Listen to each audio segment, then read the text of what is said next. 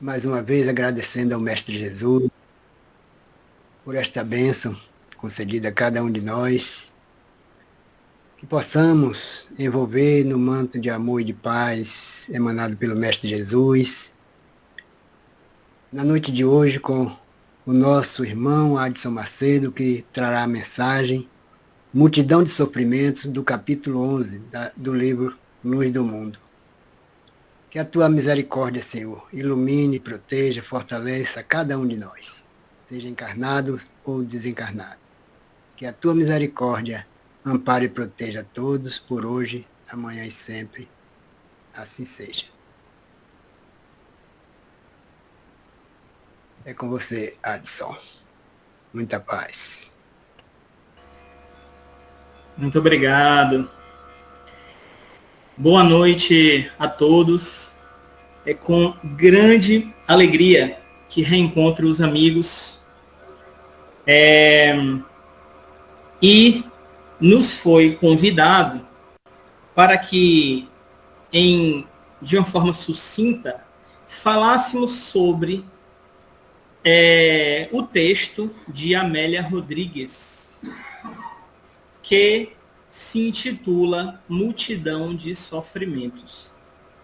É um texto muito especial, de um assunto muito especial, que com certeza há de tocar a todos, porque versa, lida, fala deste tema que é algo assim do nosso dia a dia.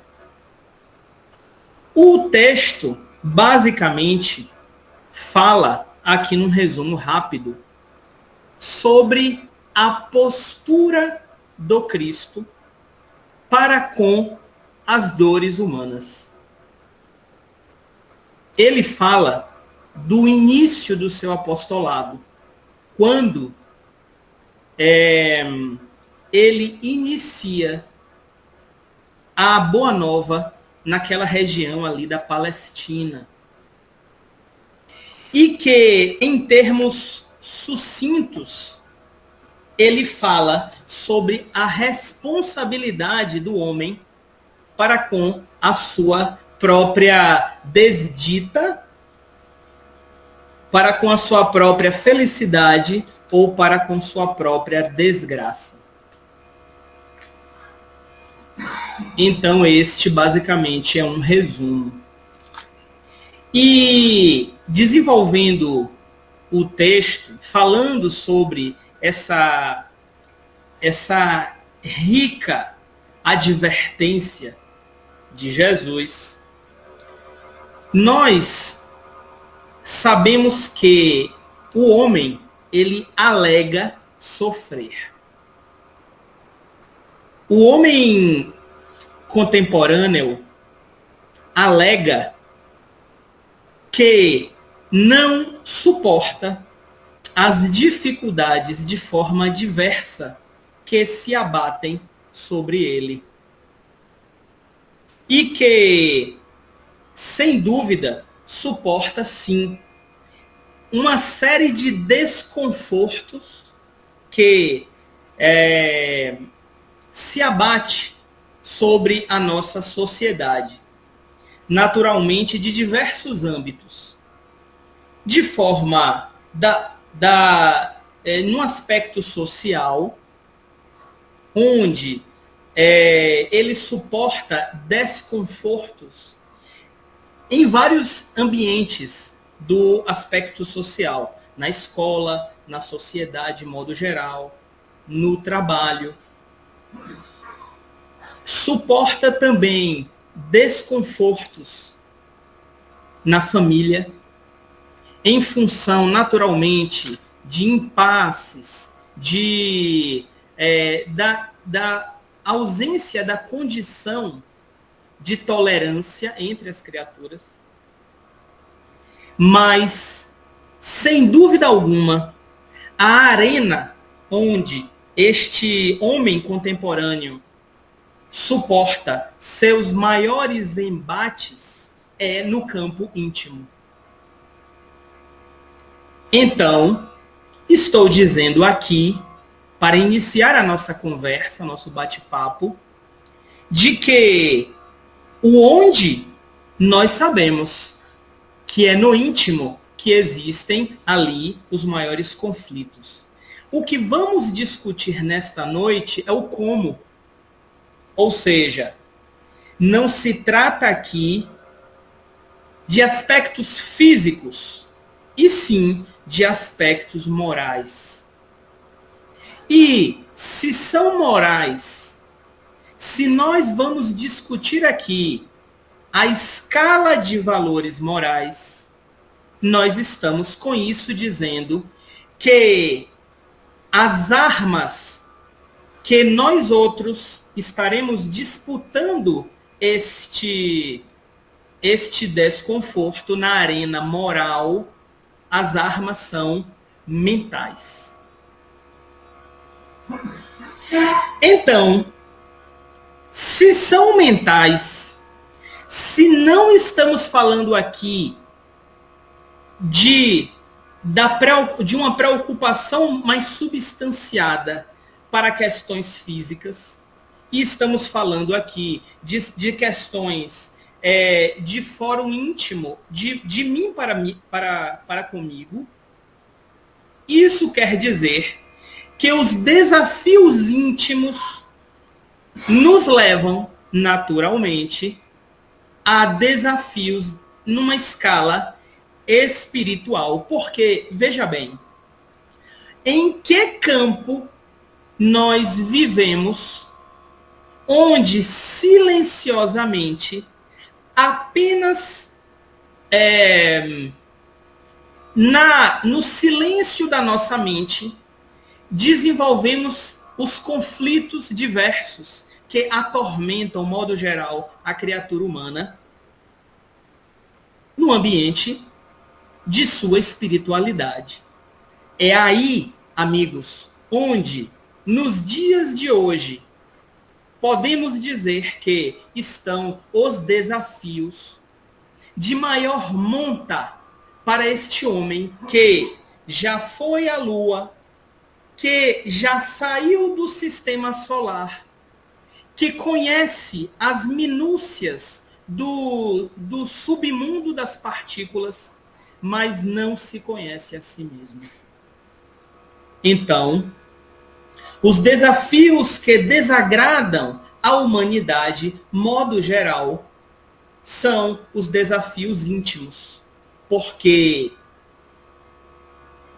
ainda estamos muito mais ligados às coisas de fora de nós, materiais, substancializadas nas coisas dos sentidos, do que das coisas da intuição, do que das questões ligadas à nossa real felicidade, na ilusão que temos de que o que está fora é mais importante do que o que está dentro.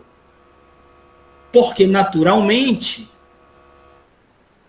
se o homem vive o mundo material, se as coisas físicas são superlativamente mais importantes, é de se compreender que aquele que nada tem do objeto desejado, menos vale.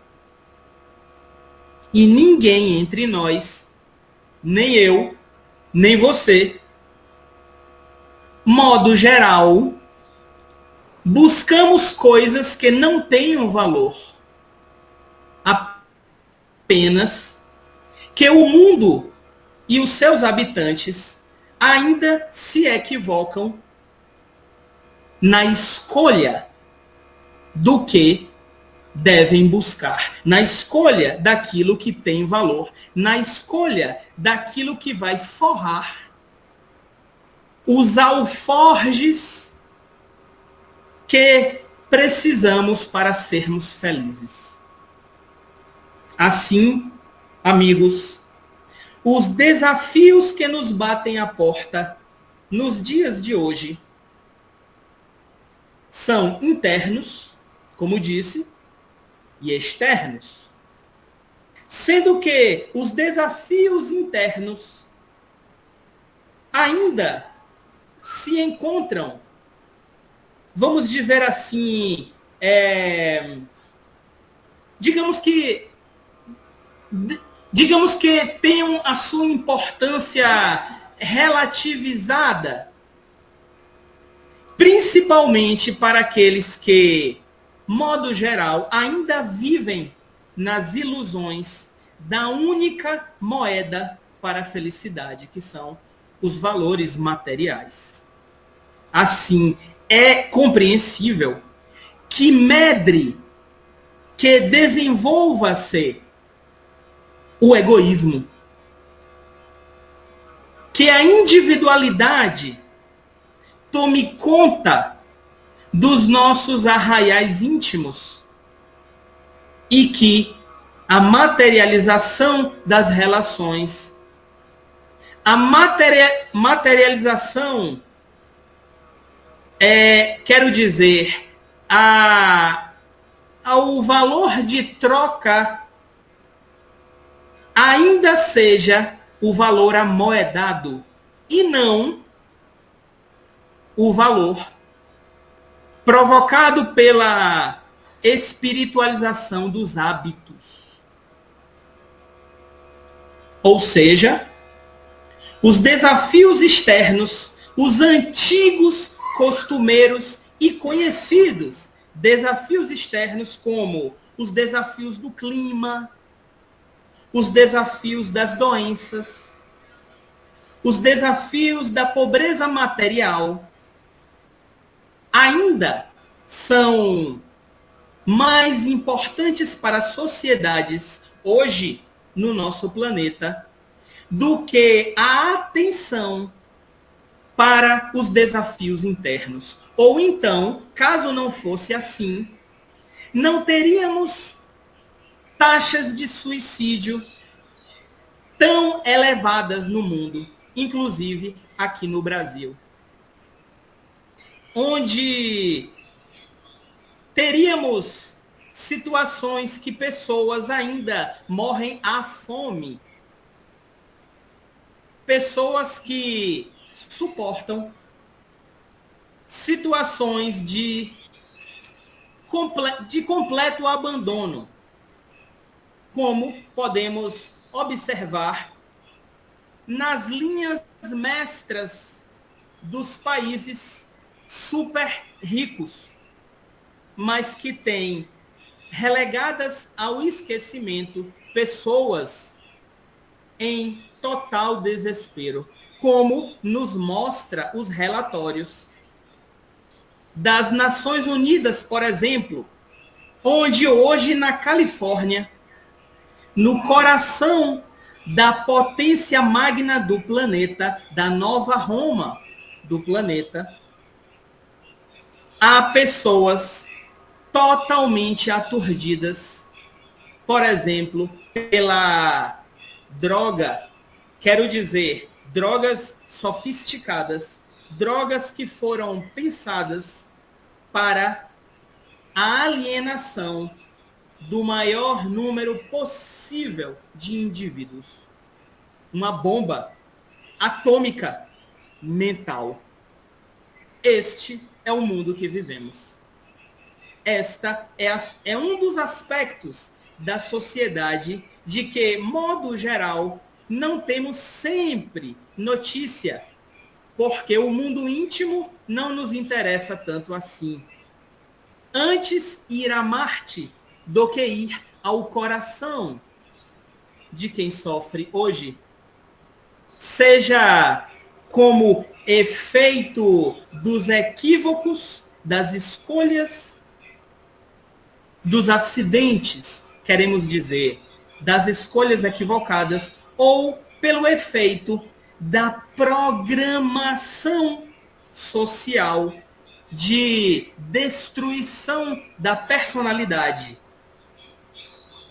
Como podemos exemplificar sobre este caso das comunidades que vivem em estado de total desequilíbrio nas ruas californianas no dia de hoje. Assim, amigos, já que internamente o homem não busca de uma forma sistemática disseminar o equilíbrio interno e que o equilíbrio externo, como disse, do clima, das coisas da saúde, nós submetemos aos caprichos econômicos, ou seja, não fazemos nada direito até então. Eu lhes pergunto, até quando conseguiremos equilibrar os interesses do homem velho com o homem novo? Até quando conseguiremos manter essa sustentação impossível entre a dificuldade lucrativa e a tranquilidade ideal? Até quando? Naturalmente, até quando existir um colapso completo do equilíbrio social, de forma que nós não consigamos esconder o lixo para debaixo do tapete, não é? Hoje ainda é possível, porque o interesse econômico ainda consegue comprar os veículos de informação, as indústrias ainda, como por exemplo a farmacêutica, ainda tem o poder de definir a permanência, por exemplo, das doenças lucrativas, mas no processo que estamos vivendo agora, como sabemos, de mudança do equilíbrio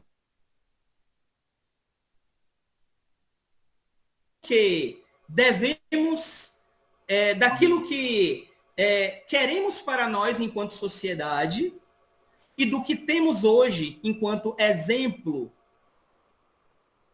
Então, amigos, o homem hoje opta por viver essa vida material, como se esta vida fosse causal, como se esta vida não fosse um efeito de uma oportunidade que coletivamente temos nós outros para melhorar e assumir assim o controle de nossas vidas, ou melhor dizendo, para que o trem desgovernado de nossa vida espiritual possa seguir entrar nos trilhos a caminho de Deus. Onde o maquinista, o projetista, o responsável pela locomotiva, que é Jesus, pode ser finalmente prestigiado com as nossas ações, em vez de ser apenas um nome sem, sem maior importância para o homem odierno. E como se a espiritualidade fosse uma teoria ainda improvável, como se não fosse já crível, como se a própria ciência, através, por exemplo, das pesquisas de William Crookes, por exemplo, já não tivesse provado de forma física, tátil, mensurável, da forma como o homem gosta de estabelecer os seus assuntos preferidos, e como se a espiritualidade, a vida imaterial, já não tivesse sido provada. Se sabemos, entendemos, se pesquisamos o infinito interestelar, ainda achamos que tudo suportamos e não damos a atenção necessária à vida íntima das coletividades. Por isso sofremos. Porque não basta, como diz o Evangelho, não basta não fazer o mal. Não, não basta. É necessário fazer o bem. A nós, em primeiro lugar, e ao outro, como resposta, como a nossa própria vivência no mecanismo que não foi criado por nós. Então não é uma questão de escolha nossa viver nessa sociedade de relacionamentos sociais. Não é uma escolha nossa. É uma lei divina. E sendo assim, já que é uma, vamos dizer assim, a imposição do presidente da empresa, cabe aos funcionários ler o manual de conduta do trabalho e trabalhar devidamente, não é? O texto de Amélia Rodrigues já nos disse que o homem é o seu artífice e que esculpe e reesculpe o seu futuro com as ferramentas do seu presente. Não é isto que falamos alguns minutinhos atrás? Então, volta ao homem esta responsabilidade. Volta a nós mesmos a responsabilidade de construirmos um futuro de sorrisos, sabendo viver o nosso presente, cabendo-nos entender que a palavra calma, paciência, resignação não são meros instrumentos de autocontrole. Não, é muito mais do que isso.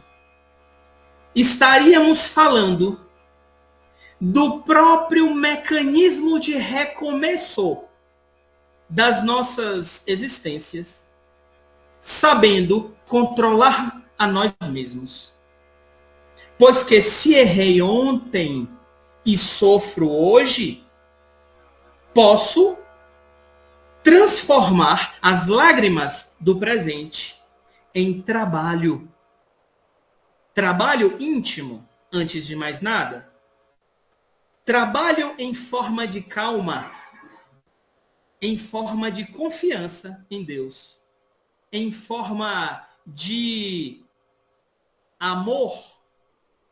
Esta palavra tão difícil para a nossa sociedade, modo geral, onde eu olho o desconhecido como um inimigo, e o Cristo já nos disse que aquele que hoje achamos que é nosso rival, conviveu conosco ontem como um amigo. E que, como nos diz Amélia, no texto, de que aquele que achamos de que pode ser o nosso, vamos dizer assim, rival, utilizando a mesma analogia do exemplo, no futuro será aquele que nos dará a mão, nos tirando do poço de sofrimento que nos colocamos através das nossas próprias ações. Amigos, não nos esqueçamos. O Cristo já nos alertava quando dizia que a cada um conforme as suas obras. Então, por que a ansiedade? Porque ainda não confiamos no Cristo? Ainda ouvimos as palavras sem sentir? Acaso nos esquecemos de que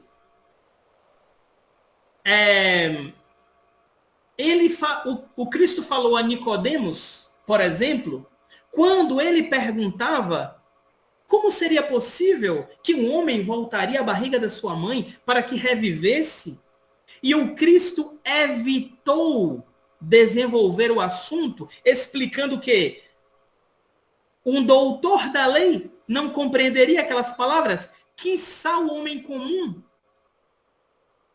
E que melhor seria esperarmos o tempo certo para que as verdades que nos libertariam seriam ditas. Então, por que hoje, amigos, que temos tudo às nossas mãos, que temos a ciência, a medicina, a filosofia, que temos a internet, que temos os avanços sociais, que temos as possibilidades de desenvolvimento da inteligência a nosso dispor, ainda não colocamos o outro para que siga conosco em nossa jornada, e sim, hoje, evitamos o outro, vivendo desta forma egoísta, onde primeiro eu, segundo eu, terceiro eu, e aí, se não chover, eu e o outro. Não vai funcionar. Por isso sofremos. Porque a mecânica é outra. Apenas não estamos devidamente convencidos de que não vamos burlar a lei. Não. Não será possível. E se hoje, com tudo isso disponível para o nosso conforto, não é? Não avançamos no coração. Bem, o milênio já começou. E nós já sabemos de que a Terra, próximo ali a 2056, como disse Chico, no programa Pinga Fogo, transcrito para quem quiser ler, no livro, como é mesmo, Adalberto? Acho que é Pinga Fogo 2, né? Se eu não me engano. Onde ele fala que por ali, por volta de 2050 e tanto, a Terra já estará vivendo seus dias, não mais como um mundo de provas e regeneração, mas como um mundo, ou melhor dizendo, não mais como um mundo de provas, como é mesmo? Provas e expiações, perdão, deu um branquinho aqui. Provas e expiações, e sim mundo de regeneração. Pronto, tenho dito. Falei, pronto. E aí, como vai ser para nós que nos habituamos tão apaixonadamente aos hábitos antigos de enxergar os outros como inimigos? E que o ter será sempre para nós mais importante do que o ser. E do que o homem que nada tem ainda não tem valor para nós em relação ao homem que tudo tem. Isso precisa mudar em nossos corações. Porque senão a própria terra já não poderá nos abrigar, segundo nos contam os espíritos. Hoje, amigos, os mentores que nos escreviam os livros estão encarnados. Hoje, sabemos, por exemplo, que Emmanuel está encarnado em São Paulo e que Joana já está por aí em algum lugar. E que outros e outros e outros já estão aqui conosco. E a maioria de nós já está dizendo tchau. Ou alguém aqui espera viver mais... Aqueles que já passaram dos 50, atenção. Mais 50 anos. Acho que não, não é? Então, o esforço da mudança é urgente para nós.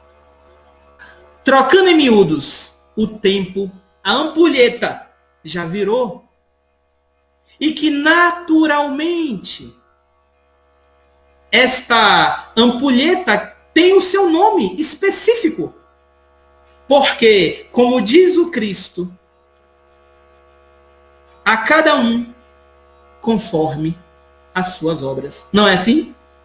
Então, não adianta fazer o trabalho em grupo para ganhar nota alta. Não adianta, não é assim. Vai fazer a prova individual. E como nós não queremos suportar aquilo que a vida nos oferece de mudança, aí está o sofrimento. Enquanto não nos prepararmos honestamente para a mudança mental, para a transformação da nossa vida espiritual, enquanto não quisermos de verdade perder para ganhar, ainda estaremos sofrendo estupêndios de dor, porque não saberemos ler os sinais. Lembre o que o Cristo nos falava. Reconcilia-te com o teu adversário enquanto estás no caminho com ele. Então, como é que vamos nos reconciliar? É fechando a porta, virando as costas? É assim? E por que que o Cristo nos falou desta forma objetiva, direta, sem rodeios? Por quê? Porque, para aqueles que têm ouvidos para ouvir, vão aproveitar. E aqueles que não têm, como grande parte de nós, continuará remando as correntezas da vida e serão arrastados por a correnteza, até que não haja mais lugar na terra, não é? Até que sejamos convidados, por exemplo, a viver nas sociedades inferiores à Terra. E olhe que a Terra, como sabemos, é um planetinha bem fraquinho. E aí, para nós que temos tantos confortos, como disse, da medicina, da linguística, da arquitetura, da política, não é? Para que nós que vivemos no meio do conforto, das possibilidades da informação, vamos voltar às eras primitivas em outros mundos? É isso que você quer para você? Então, não nos preocupemos, amigos, finalmente, com o que o outro vai dizer, vai falar, vai estabelecer julgamento a seu respeito. Não nos preocupemos, porque já estamos no apagar das luzes. Já a conversa já é essa. Já estamos, a cortininha já está fechando. E o trem já está partindo para outra estação. E, infelizmente, podemos não ser convidados. O nosso bilhete pode não permitir este trajeto. E eu tenho certeza que isso amplificará o sofrimento. Não é? Não faz sentido? Se hoje assim tá ruim, amanhã pode, por escolha do nosso egoísmo, ficar pior. Não é?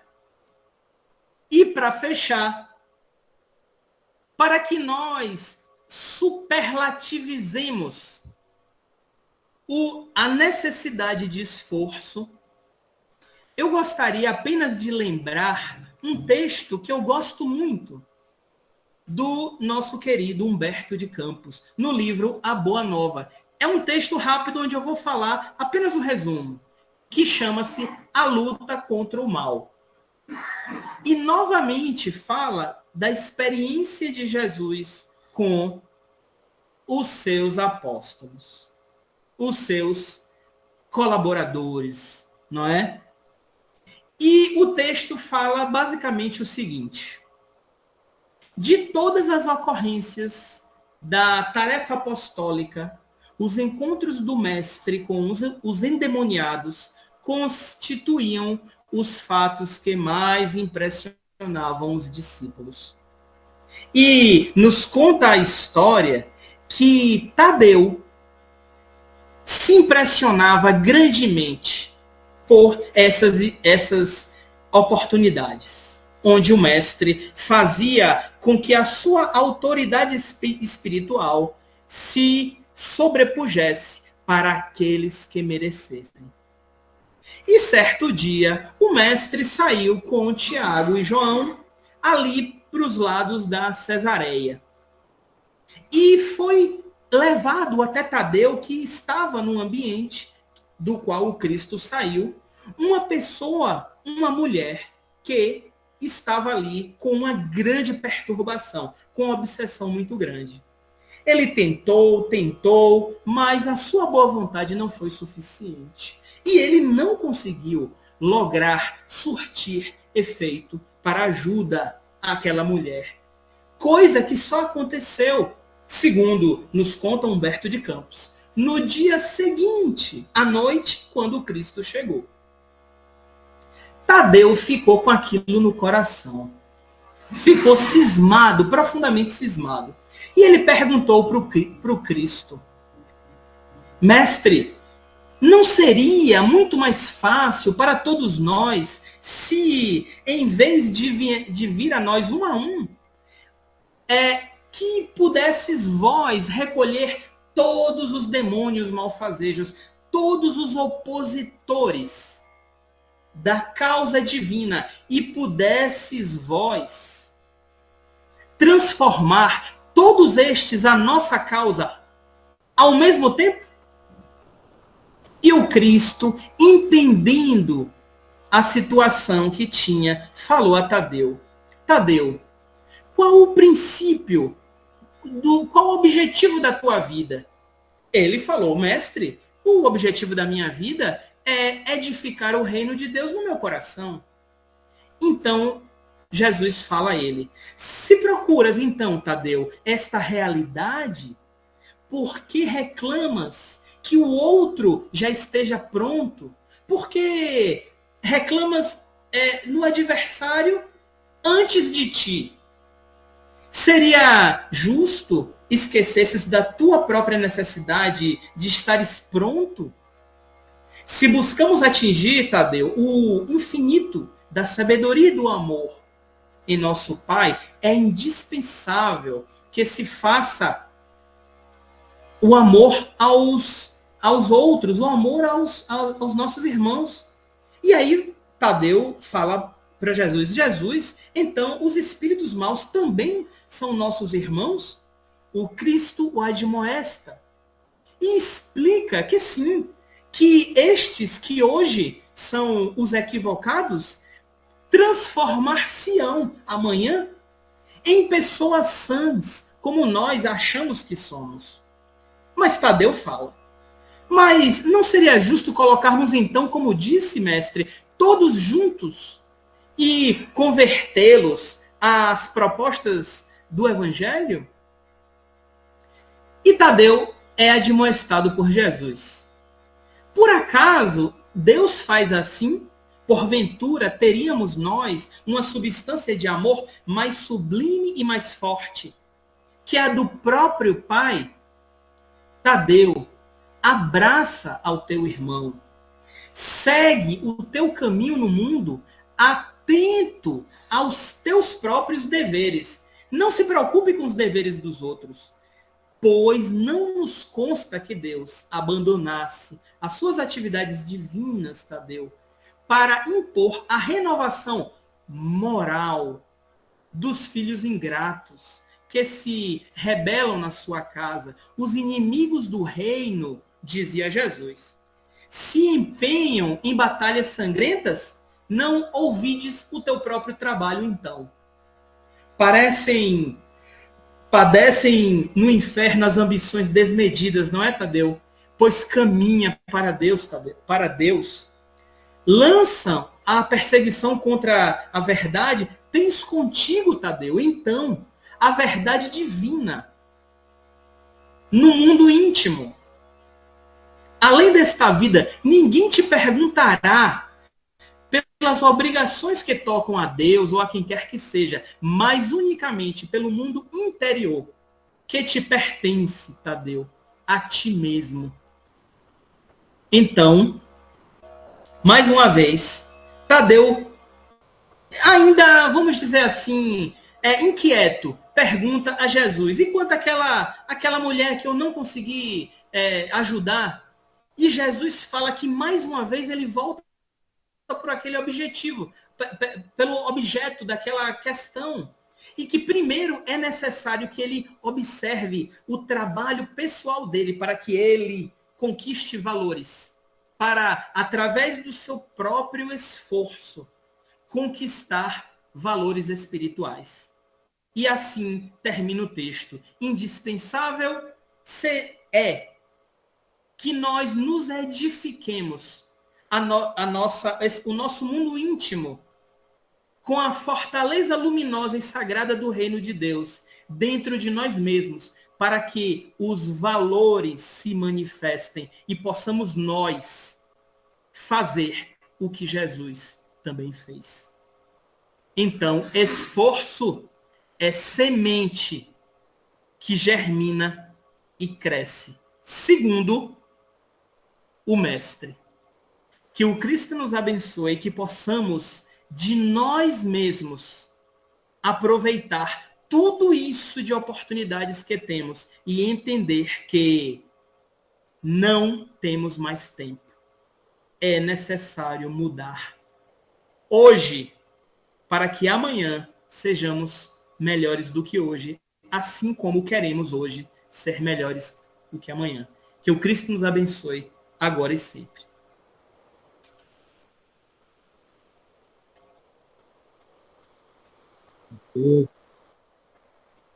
Obrigado.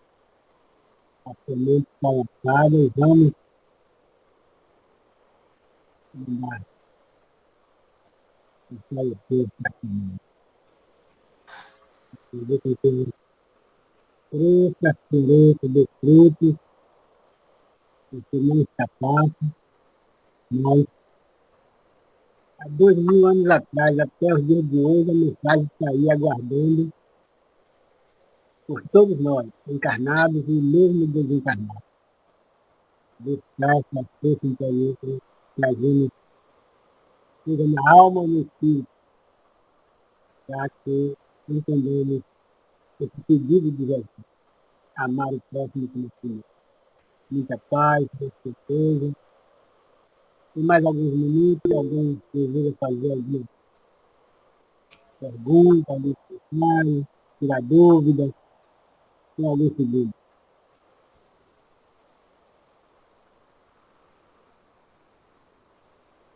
Muito bem.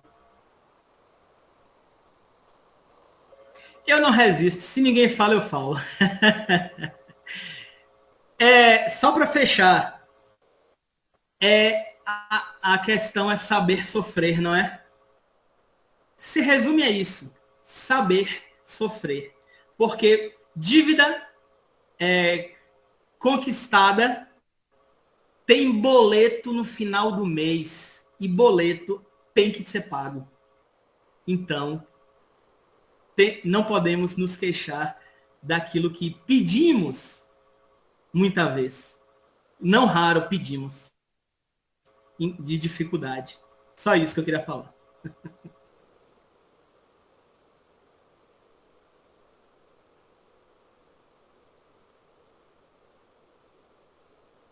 É isso aí, todo mundo fazendo a sua... interiorizando esses ensinamentos, trazendo para cada um essa força, procurando entender esses ensinamentos maravilhosos de Jesus, que chama muita atenção. E, na verdade, somos felizes e não sabemos acompanhar essa felicidade. Porque temos tudo de bom para seguir, mas às vezes escolhemos coisas que servem até como experiência para que a gente cresça.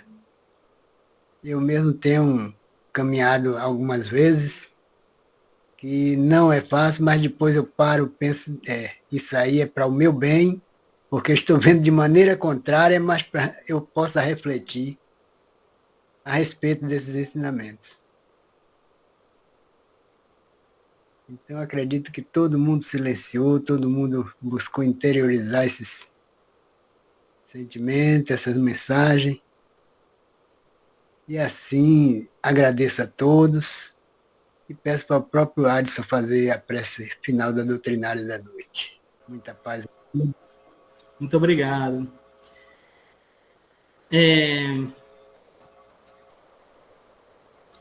Que possamos nós aproveitar cada hora, cada minuto que temos nessa experiência física para abraçar as nossas dificuldades com coragem e resignação.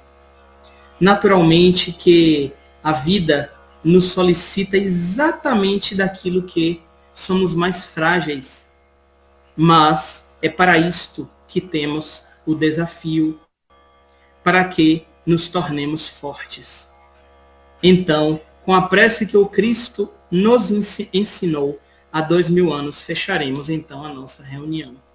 Pai nosso, que estais nos céus, santificado seja o vosso nome.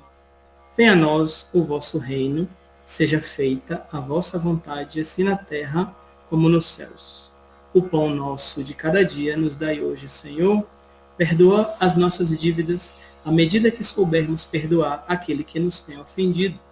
E não nos deixeis cair em novas tentações, mas livra-nos sim de todo o mal. Que assim seja.